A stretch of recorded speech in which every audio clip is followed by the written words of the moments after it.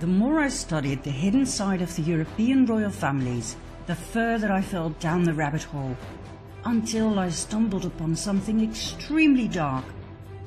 I will spare you the gruesome details. They are too horrific, too sickening. I urge you to do your own research. Google the names you're about to hear, read and listen for yourself, and make up your own mind. This is where Pizzagate returns to the story. Pizzagate is not just an American problem, it's a global problem. Let's get down to the real definition of Pizzagate. Worldwide, children are stolen and sold to elite pedophile rings. They are tortured, raped and murdered as part of satanic ritual ceremonies. The murderers then drink the children's blood and they eat their flesh. The blood of children who were severely traumatized before they died contains adrenochrome, a natural drug produced by the pineal gland in the brain. Adrenochrome is the highest valued drug in the world.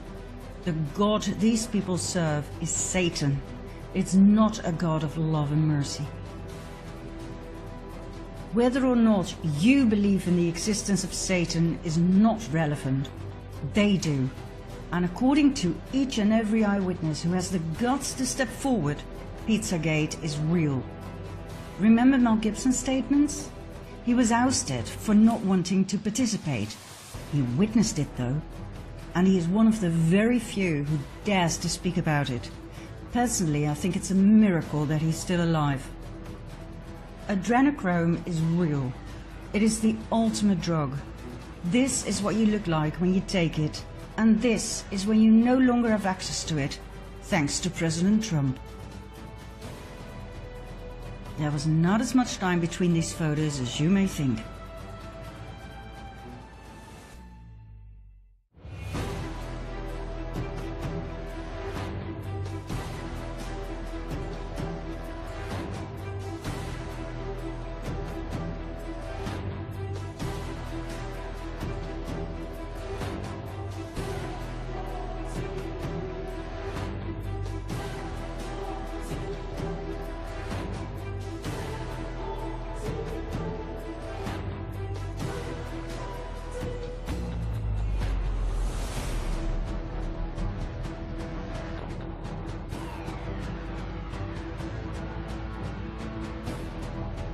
Not many children survive the satanic ritual ceremonies.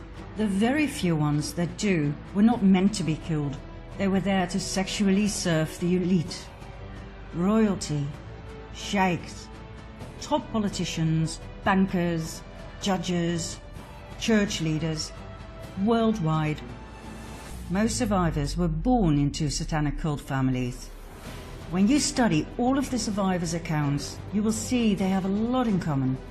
The same description of the atrocity inflicted upon them, the same names of perpetrators, and the same elite they belong to. The problem, however, is that these survivors are not believed by most people. It's easier to assume that they're insane or attention seekers than to face the horrible truth. Furthermore, not many survivors dare to step forward. They are simply too traumatized. I spent countless hours listening to their horrifying accounts. I read police reports, and I am convinced these people are not crazy. They are not attention seekers nor liars. Their stories are consistent. Please do your own research and find out about the following victims and/or eyewitnesses. The Dutch Annemarie van Blijenburg, Toos Nijenhuis, Anneke Lucas, and Ronald Bernard. The Irishman Richard Kerr, brother and sister Gabriel and Eliza Dearman from the UK, the American Sarah Ruth Ashcraft, and the Australian Fiona Barnett. Whenever a child sex offender was arrested in the Netherlands and its neighbouring Belgium, think Mark Dutroux, Roberts Mickelsons, they all swore they were supplying children for a large elite network. They were not believed. They were presented to the public as lone wolves, operating on their own. Most viewers will now once again experience some more cognitive dissonance. But hey, remember when the first reports emerged about the sexual abuse of boys and girls by Catholic priests and nuns? At first nobody believed it. People were too shocked to handle it. But now, so many years later, it is common knowledge to most people. The church paid millions of dollars to its victims in an effort to silence them. We now have the evidence. We have numbers, statistics. People have grown used to the idea that priests, bishops and cardinals rape children on an enormous scale. And if you think the popes wash their hands in innocence, you're in for a big shock. Now I realize that satanic cult offerings of babies and children is a step further than sexual abuse. But I can assure you that more and more victims will soon speak up. And step by step, people can work their way through their cognitive dissonance so that soon we'll be able to save these children. Where do these children come from? How come they can simply disappear without a trace? Without worried parents who report them missing? They come from orphanages, children's homes, youth detention centers. Some are homeless. Many are refugees fleeing wars. These children are stolen, sold. We're talking the fastest growing trade here. According to the survivors, not only the Dutch but also the British royal family are heavily involved in all of this. Back in the 1980s, a major controversy arose when it became clear that Prince Charles was a very close friend of Jimmy Savile, a notorious pedophile. Not only Charles, the entire royal family loved Savile, as did Prime Minister Margaret Thatcher. Savile was named by many victims and was said to have been extremely violent and cruel. He was never prosecuted and died a free man. Then there's the interesting close friendship between Prince Andrew and convicted pedophile Jeffrey Epstein. Epstein held several young women as sex slaves, hiring them to his elite friends such as Prince Andrew. The royal family has always denied the allegations.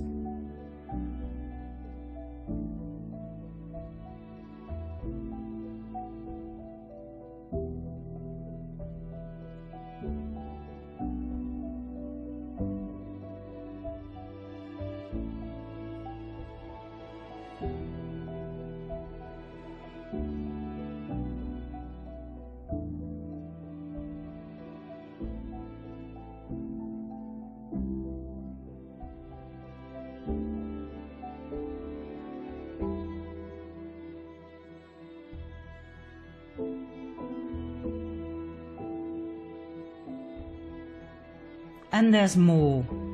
In 2015, a video emerged, shot by a Swedish tourist at Buckingham Palace.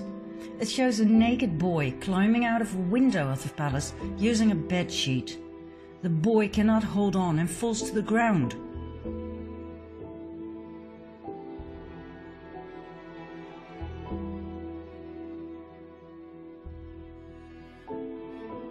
The mainstream media tried their utmost best to debunk the video.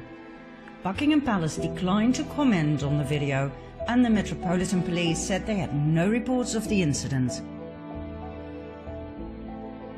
Now, I don't know what it is with the royal family, but something's definitely weird. Have a look at Prince William's wife Kate, right after giving birth in 2018. Why on earth would she pick a dress that is identical to the one in the horror movie Rosemary's Baby, where Rosemary gives birth to Satan's child? What kind of an insane coincidence is that? According to the satanic ritual abuse survivors, the popes too were and are heavily involved. Pope Francis, Pope Benedict. Like I said, they do not wash their hands in innocence. On the contrary.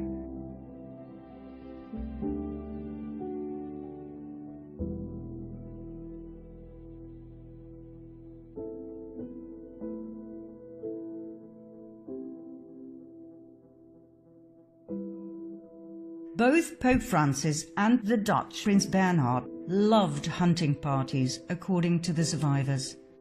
Once again, I will do you the great favor of sparing you the disgusting details, but it boils down to this. The hunting parties took place in secret in forests, most of which belonged to royal estates in several European countries. The participants, all part of the before-mentioned elite satanic pedophile cult, would hunt down children, rape them, murder them, and cut off their genitals as a trophy.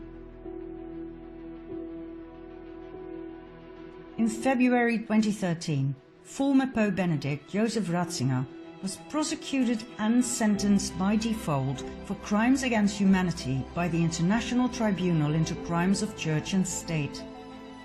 Ratzinger's crimes included child trafficking and protecting priests who had raped children. Is this why he stepped down, even though being a pope is a nomination for life? Interesting little detail is that lightning struck St. Peter's twice, only moments after his resignation. The same verdict followed for Pope Francis. One accusation was added: complicity in murder in Argentina. Others who were also prosecuted and sentenced for crimes against humanity were the British Queen Elizabeth Windsor and her husband Prince Philip, former Canadian Prime Minister Harper, and 27 other dignitaries. Whether or not this will lead to arrests? Time will tell. For now, both the Pope and the royal family enjoy immunity. The International Tribunal into Crimes of Church and State extensively investigated the case of the rape, torture and murder of 50,000 native children in Canada. The United Church of Canada, the Anglican Church and the British royal family played a major role in this case, as did the Dutch royal family, who fled to Canada to be safe from World War II. As far back as 1942, an investigative journalist of the Canada Gazette thoroughly studied the case and came to the shocking conclusion that 50,000 native children had disappeared from 80 Canadian Indian residential schools, and that 31 mass grave sites have been found inside the school grounds containing the remains of children.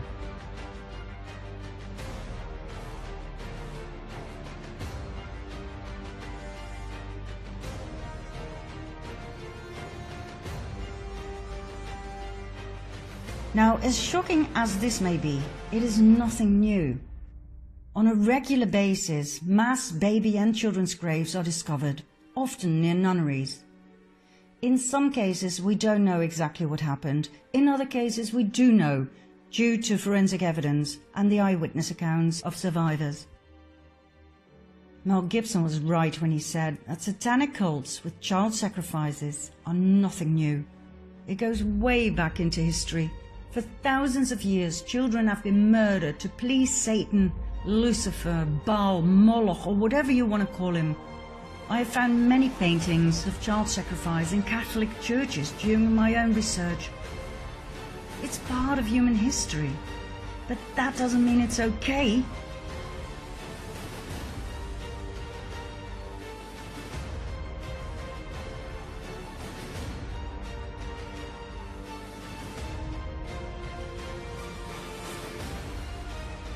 We all know about the Aztecs and the human sacrifices, and we can deal with that, for it's old.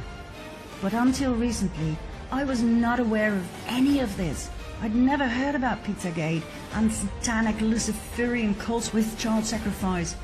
I thought it belonged to the past, to the Dark Ages. Well, I guess we're still living in the Dark Ages. All of the satanic cults are connected, worldwide. People at the highest level are only at the highest level because they participate.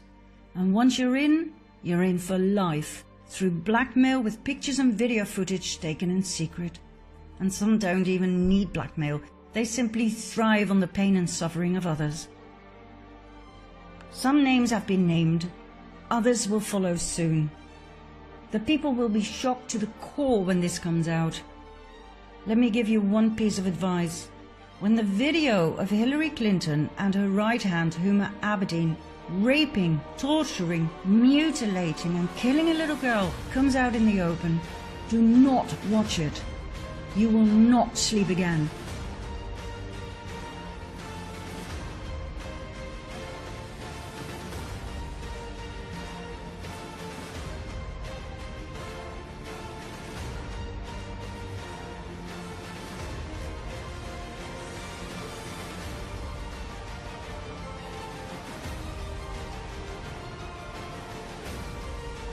There are certain things I will not share with you here, simply because they are too horrific. Like this shower torture of a child by John Podesta. Search and find it for yourself if you like. I wish to wake people up, not traumatize them. The same goes for the red shoes. You want to know what they're made of? Do your own research.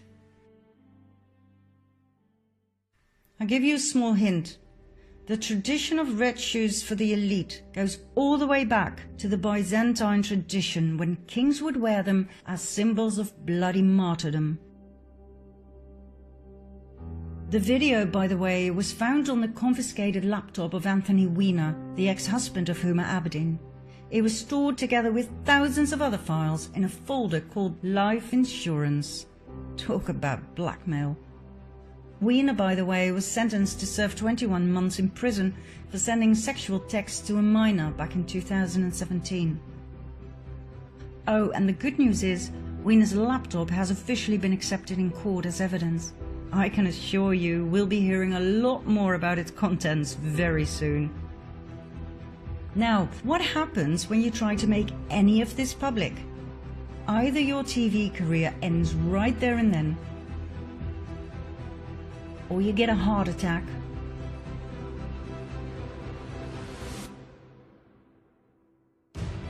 or your plane crashes,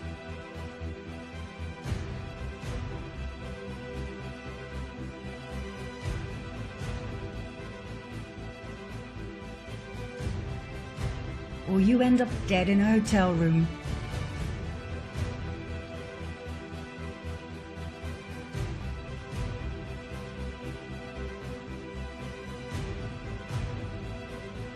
Or you are found with a bullet in your back, or you commit suicide.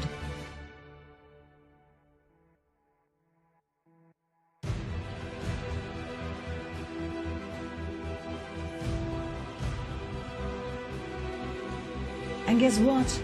I haven't even shown you the real top of the pyramid of power yet, just the visible top.